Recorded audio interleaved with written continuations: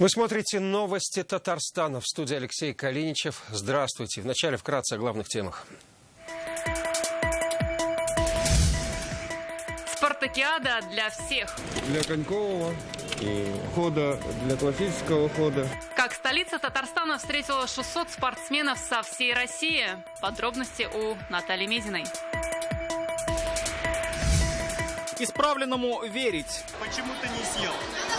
Я не хочу есть. В школе Нижнекамска вместо продуктов утвержденного меню дают другие. Почему и можно ли так делать? Об этом Рамиль Шайдуллин. Пустая земля посередине двора под многоэтажное строительство. Ни у кого не спросили, абсолютно, ни у 6-х домов, ни у 72-го дома, ни у нас, ни у кого не спросили. Что построят на муниципальной земле, разбирался Салават Мухаммадуллян. Новые времена, новый формат, новые задачи. В этом году мы планируем открыть большую медиашколу. Каким выводом пришли на коллегии Татмедиа, узнал Дмитрий Аредин. Сегодня столица Татарстана встречает участников спартакиады, специальной олимпиады по зимним видам спорта. 600 спортсменов из 36 регионов России приехали в Казань. Завтра стартует главное спортивное событие этого года, которое станет репетицией главного события 2022-го. Участники игр – люди с особенностями интеллектуального развития. Спортсменов сегодня встречала наша съемочная группа. Кто из них вернется в Казань на специальную олимпиаду, расскажет Наталья Мезина.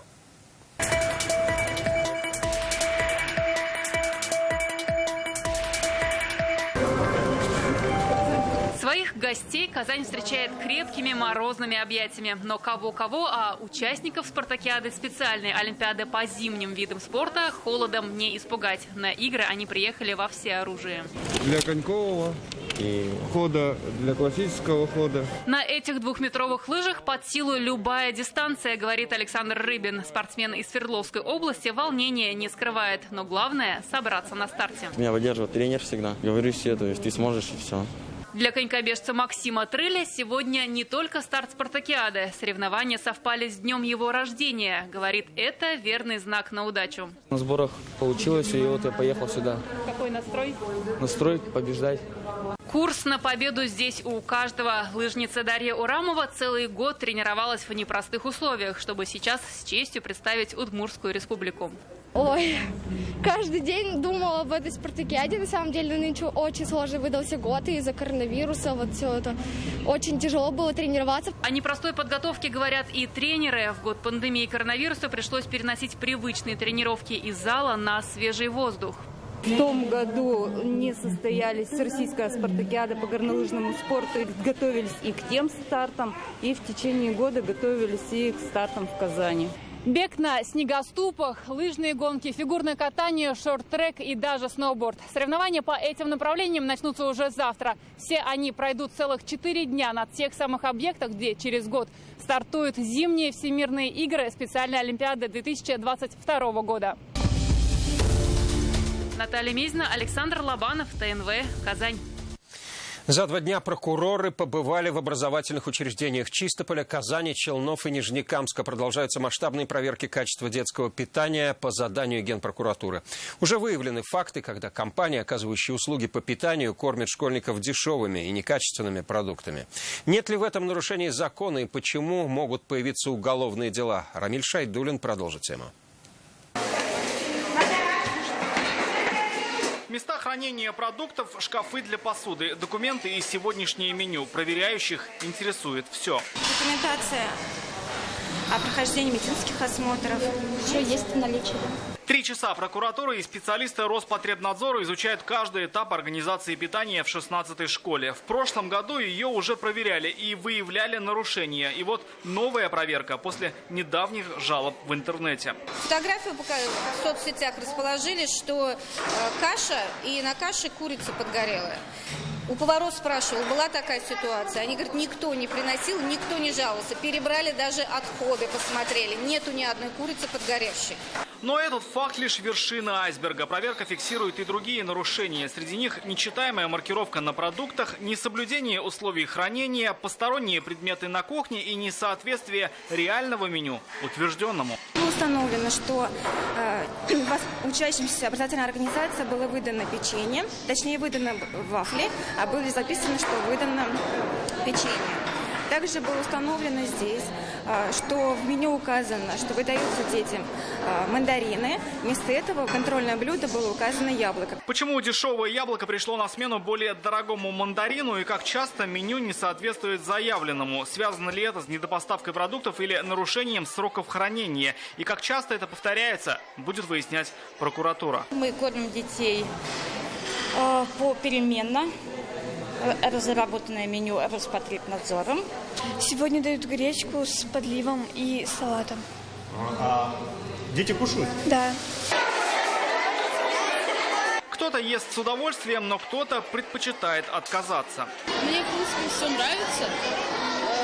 Все горячее, но не нравится только капуста. Мне все нравится, потому что кроме капусты.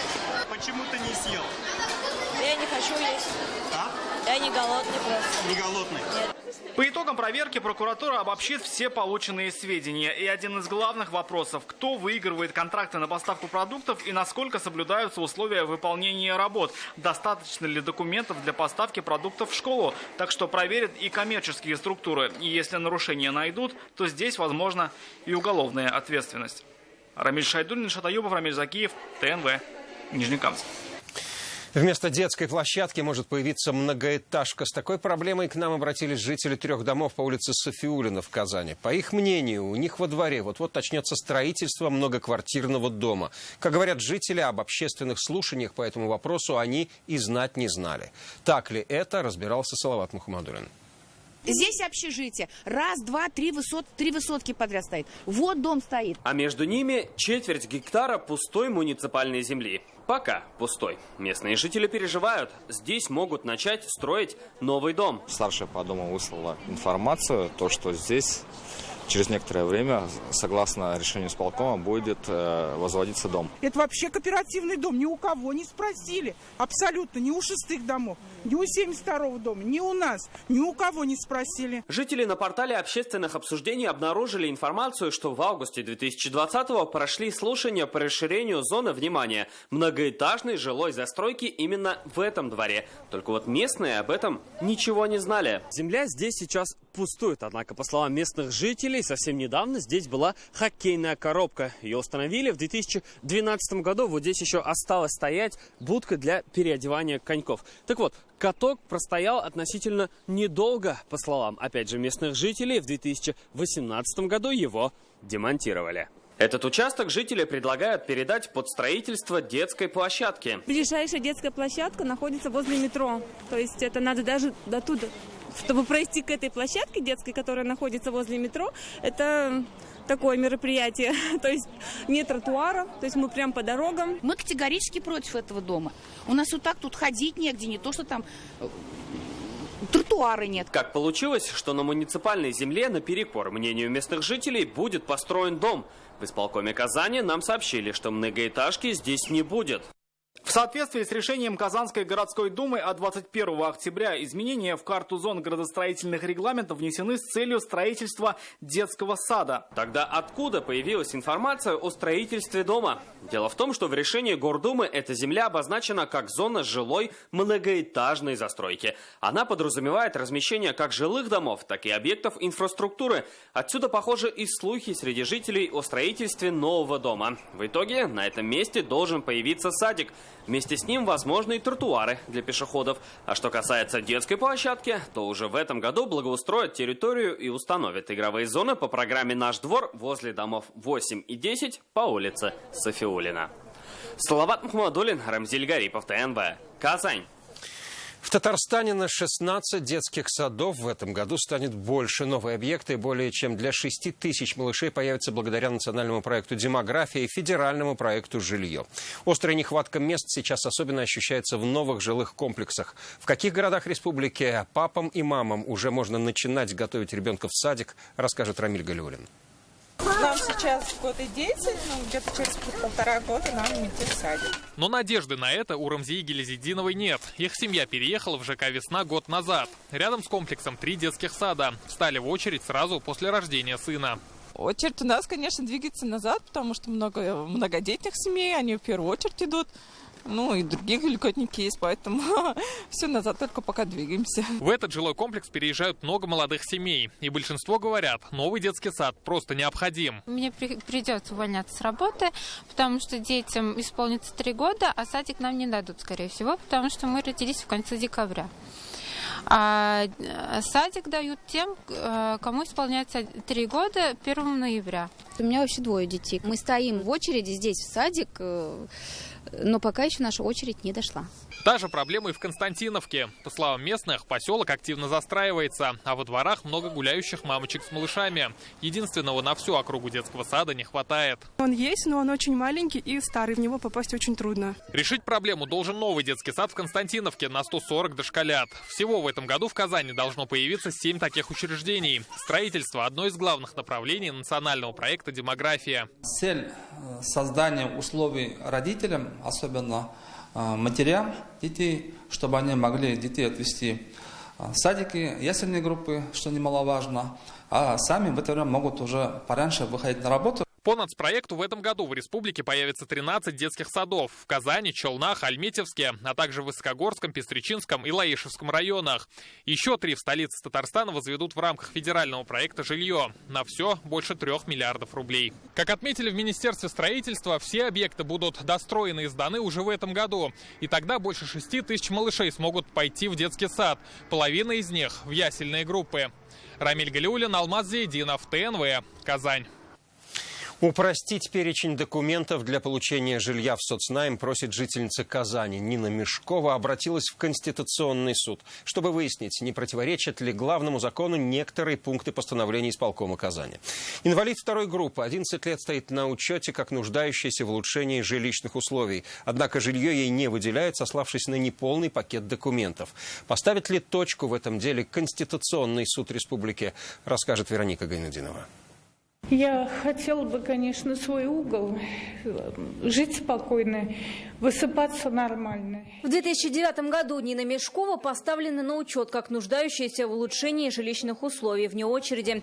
На момент ее включения в очередь нужно было только признание ее нуждающейся. Женщина-инвалид 2 группы по заболеванию, при котором невозможно совместное проживание граждан в одной квартире. Но эти 11 лет она живет где придется, так как квартиру ей так и не выдали. По словам ее представителя, причина в изменении нормативных документов. Заменили предоставление жилья предоставлением субсидии, затем предоставление субсидии заменили предоставлением жилья уже по признаку малоимущности. С нее теперь требует признак малоимущности для того, чтобы ее поставить на жилое помещение по социальному найму. По словам юриста, у Нины Мешковой нет возможности предоставить полный пакет документов. Нужна справка из БТИ о наличии или отсутствии жилья в собственности у всех членов семьи. Как сегодня выяснилось в зале суда, у женщины есть сводный брат, связаться с которым она якобы не может. А без справки от него документы у нее исполком не принимает. Есть общий порядок, который они рассматривают. Вы приходите, подаете заявление, вам предоставляют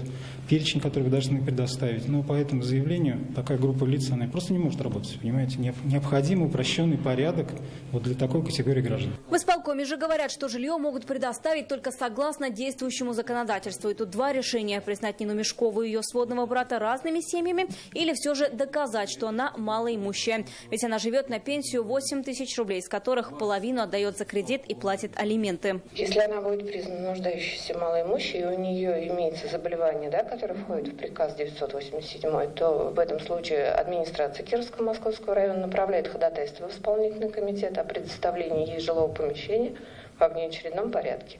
Заявитель приглашается для подбора вариантов. По состоянию на 2020 год граждане, имеющие хроническое заболевание и признаны в установленном порядке малоимущими, получили жилое помещение 25 семьи. Нина Мешкова и ее представители просят Конституционный суд признать несколько пунктов постановления исполкома Казани несоответствующими статьям Конституции. Если это произойдет, то можно будет упростить перечень документов, которые необходимы для получения жилья по соцнайму для людей с хроническими заболеваниями, считают истцы. Решение Фемида вынесет в течение месяца. Вероника Ганудинова, Александр Лобанов, ТНВ, Казань. Частые пожары в автобусах стали предметом затяжной судебной тяжбы перевозчиков с производителем. Все детали в интернет-газете «Реальное время».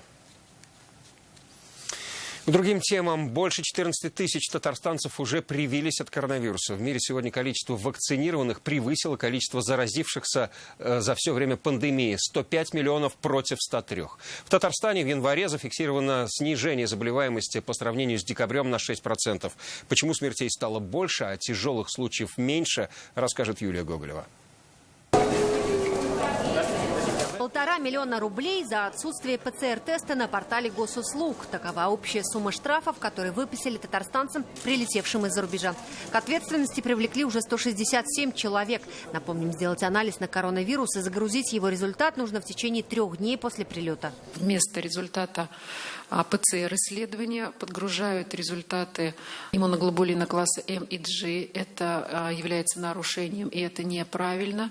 Иногда бывают технические моменты, когда вместо результата ПЦР подгружают просто чистый лист или какие-либо картинки. ПЦР-тест, который нужно прикрепить на портале госуслуг, должен быть сделан именно в нашей стране, а не за рубежом. И это еще одна ошибка, которую делают жители. По словам медиков, сейчас в Татарстане идет снижение тяжелых форм заболевания. Число заболевших коронавирусом тоже идет на спад. За последний месяц на 6% меньше декабря.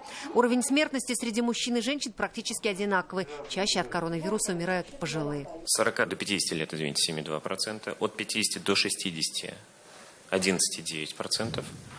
60-70 – 25,9%. 70-80 – 33,1 и 80-90 – 16,9. В последнее время в интернете все чаще появляются объявления о продаже так называемых ковид-паспортов и отрицательных результатов теста на коронавирус. В Роспотребнадзоре призывают быть бдительными. Каждая подделка документов, она в любом случае всегда всплывет, и за это есть соответствующая ответственность. Проверки Роспотребнадзора продолжаются. В Нижнекамске из-за нехватки дезинфицирующих средств и несвоевременной уборки на 90 суток закрыли кафе. Небольшие послабления сделали лишь для тех, кто вступает в брак. Расписываться в Нижнекамске теперь можно без масок. Если о победе над коронавирусом говорить пока рано, с уверенностью можно заявить: ношение масок и социальная дистанция дают о себе знать. Число кишечных инфекций и ротавируса в Татарстане сократилось почти вдвое, а еще реже стали болеть туберкулезом и чесоткой. Юлия Гоголева, Ильшат Мухаметов, ТНВ, Казань.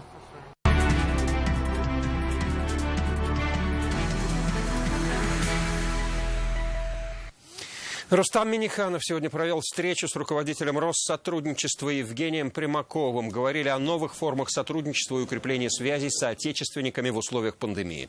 Президент республики отметил большую роль Федерального агентства в международной деятельности Татарстана и вручил Евгению Примакову медаль «Столетие ТССР». Примаков Евгений Александрович.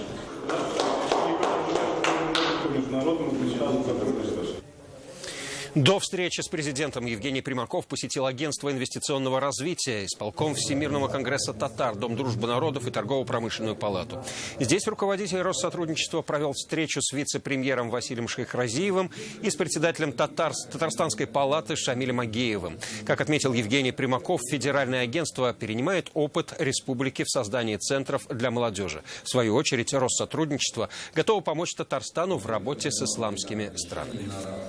Татарстан заинтересован в наших представительствах и в разных форматах. Например, есть организация исламского сотрудничества. Да, конечно. И есть заинтересованность в тех наших представительствах, которые находятся в исламских странах. Ну, например, у нас есть представительство в Тунисе, в Марокко, в Египте. Новые задачи и новый подход. Сегодня в формате ток-шоу свою итоговую коллегию провело Республиканское агентство по печати и массовым коммуникациям Татмедиа. Обсудить положение дел в масс-медиа собрались республиканские руководители и эксперты из других регионов. Кто должен стать настоящей фабрикой контента и чем опасны фейк-ньюс? Когда появится школа киностудии? Профессиональный диалог выслушал Дмитрий Аренин.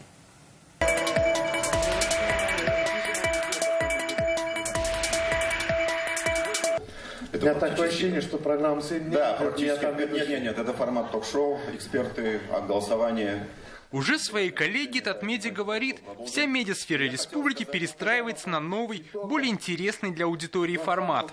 К новым подходам медиапотребления оказались готовы соцсети больше всего, которые при всех их недостатках оказались более приспособлены к новым привычкам аудитории получать новости. У нас есть тоже предложение, оно нашло поддержку уже на многолетие. В этом году мы планируем открыть большую медиашколу, которая призвана дать не только цифровые компетенции, важно восполнить смысловые пробелы. При этом, как отметил Азгат Сафаров, традиционные СМИ должны сохранить свою главную черту – это достоверная и проверенная информация, как и прежде, фейком бой. С большим беспокойством вынужден констатировать, что фейк-ньюс раскалывает общество.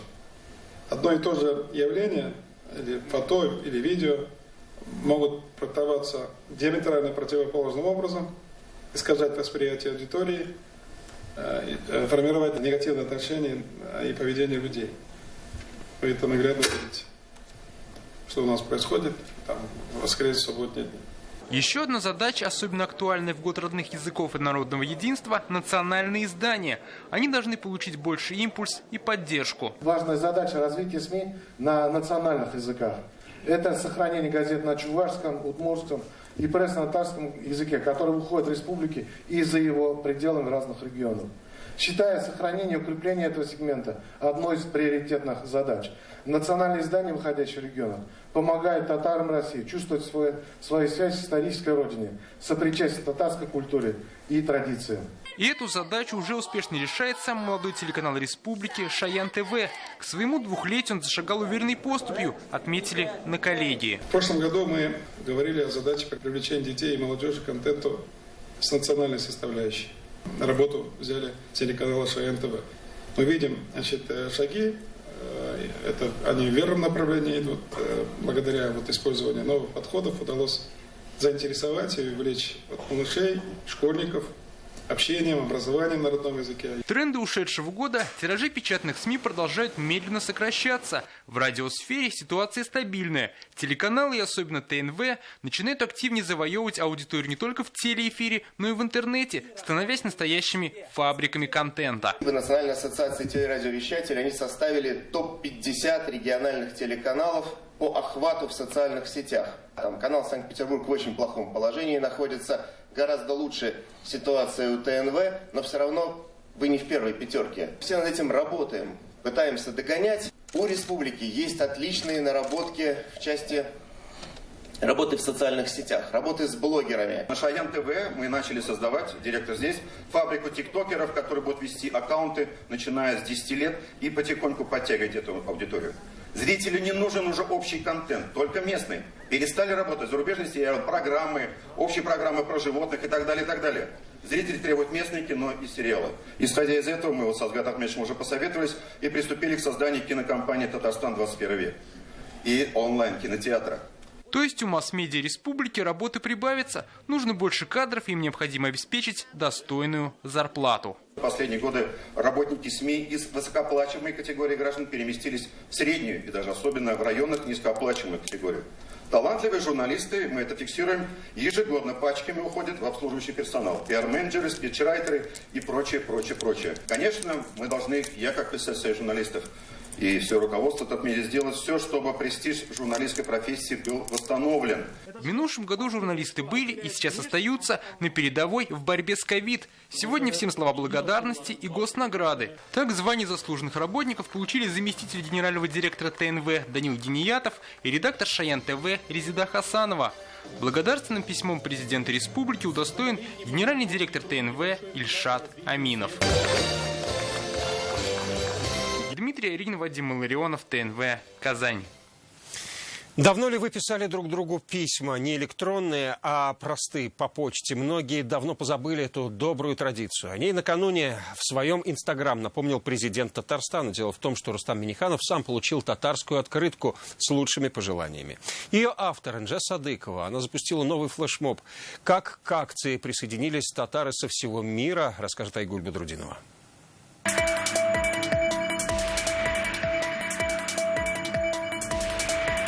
Вот именно эту открытку из Леган Табар, кто ищет, найдет, мы отправили президенту, и она нежданно дошла. Вы как раз спрашивали, работает ли почта.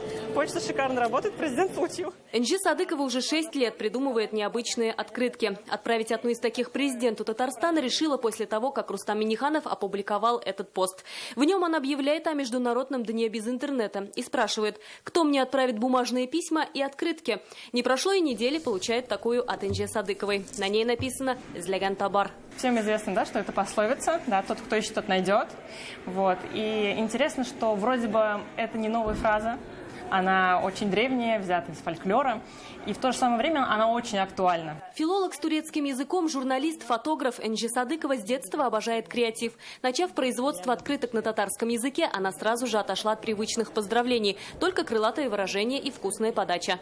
Взять что-то не новое, а наоборот очень хорошо вшитое в кровь уже татарского народа и просто с помощью современного дизайна дать как бы новый виток, новую жизнь словам. Очень много цифрового, виртуального, очень стало мало настоящего. Того, что можно потрогать, понюхать, отправить кому-то, получить, говорит Энджи Садыкова. Очень важно, чтобы эта забытая ценность снова вошла в обиход. А ведь отправить открытку или письмо не так уж и сложно. Для этого не нужно обладать какой-то особой фантазией. Достаточно лишь желания сделать кому-то приятное. Тем более, что такие открытки можно купить в любом книжном магазине, даже татарские. В современных реалиях, когда ковид, когда мы отстранились друг от друга, да, все это обретает как бы совершенно другой смысл, совершенно другую ценность и масштаб. Давайте писать друг другу письма, призывает автор в своем творческом аккаунте. Только вчера такую открытку получили татары из Австралии. За эти 6 лет куда только не отправились эти открытки. Очень много весточек приходит, что они просто уже обгуляли весь свет. Айгуль Бадрудинова, Игорь Романов, ТНВ, Казань. К этой минуте все. Больше новостей в наших аккаунтах ВКонтакте и Инстаграм. До встречи. Всего вам доброго.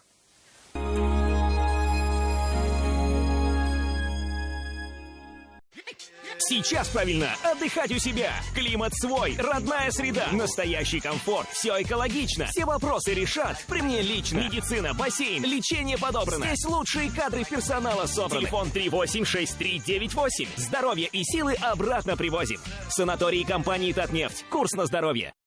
Жилой комплекс «Уникум» – это ваше собственное жилье в IT-городе Иннополис от 3 миллионов 900 тысяч рублей. Экологически чистый район с современной развитой инфраструктурой. Детский сад, лицей, университет, горнолыжный комплекс и спортивно-развлекательный центр ждут вас. Осталось меньше 50 квартир. Бронируйте 556 59. Здравур несушка. Куры яйцами завалили. Не зевай! Удобряй! Комплекс удобрений для рассады Joy. Гарантия качественного и богатого урожая. Спрашивайте в магазинах своего города и на сайте joy-magazine.ru. И вы скажете, я вижу. Хирургия катаракты от 18 тысяч рублей. Клиника «Третий глаз». 202 202 8. Датсун от 457 900 рублей в автоцентре «Марка». Для тех, кто стремится к победе. Подробнее 4 пятерки, 3 семерки. «Шевроле» от 649 900 рублей. «Авто-1» 470-470. Свершилось огромное поступление автомобилей Nissan на Чуйкова 54Б. Выгода до 300 тысяч рублей. Зимняя резина в подарок. Звоните 4 пятерки, 3 единицы. Спешите видеть в Казанском цирке с 29 января по 28 февраля долгожданное шоу слонов и магия цирка.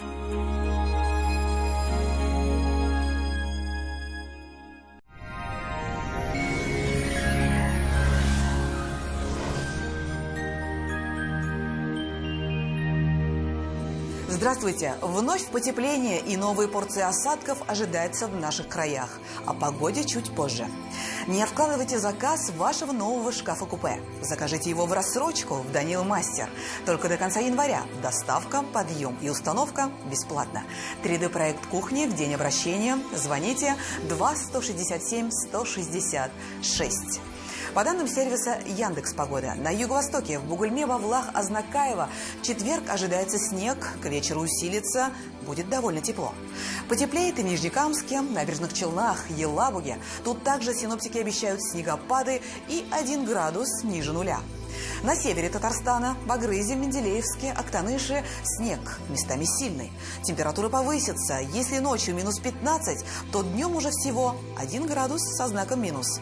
На северо-западе, в Арске, Кукмаре, Балтаси днем снег, вечером сильный, местами метель. Резкая перемена погодных условий может негативно сказаться на вашем самочувствии. Будьте к себе внимательны. На юго-западе, в Болгаре, Держаном, Буинске также прогнозируется снегопад разной интенсивности и повышение температурного фона. На дорогах очень скользко. Призываем вас быть осторожными. В центральных районах, в Чистополе, в Альметьевске, Мамадыше облачно, снежно и тепло. Днем всего 0 градусов. После небольшого понижения температуры в республику вновь вернется тепло. Правда, ненадолго. Уже в пятницу температура начнет понижаться. Избавьтесь от варикоза навсегда. Быстро и без боли. В клинике лазерной хирургии варикоза нет на Достоевского. Вздувшиеся вены, отеки, тяжесть в ногах – это признак варикоза. Образование тромбов – его грозное осложнение. Но решение есть. В клинике варикоза нет на Достоевского акция. Скидка на лазерное лечение до 20%. 212 20 40. В четверг в Казани облачно, снег, вечером сильный. Ночью минус 9, днем всего 0 градусов. Ветер южный, умеренный. Атмосферное давление ниже нормы, 747 миллиметров ртутного столба. Влажность воздуха высокая, 92%. Магнитное поле Земли без заметных возмущений. О погоде все. В студии была Лейла Латыпова. Всего доброго и до свидания.